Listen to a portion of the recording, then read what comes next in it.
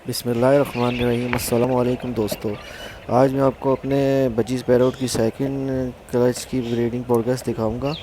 और माशाल्लाह से 6 पेयरों ने मेरे पास 30 बच्चे दिए हैं। तो एवरेज पेयर 5 बेबीज़ पर पेयर। ये देखिए माशाल्लाह से ये पहले पेयर ने बच्चे दिए हैं। 6 बच्चे हैं माशाल्लाह से। ये देखिए 1 2 3 4 5 6। अभी एक छोटा है और ये दूसरे ने दिए हैं 3 बच्चे। 1 2 3, इसने 5 अंडे दिए थे लेकिन बच्चे इसके 2 ही फर्टाइल, 3 ही हुए हैं, 2 अंडे ख़राब हो गए थे। और माशाल्लाह से एक ये पेयर है, इसने 6 बच्चे दिए हैं।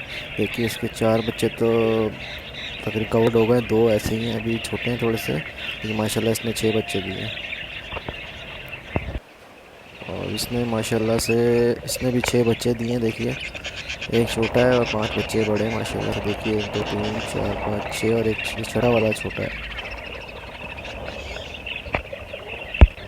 और ये माशाल्लाह से एक और पेयर है, इसने 5 बच्चे दिए हैं माशाल्लाह से। देखिए इसमें 3 बच्चे पाइट हैं, 2 ऐसे ही बजरी जैसे निकले हैं।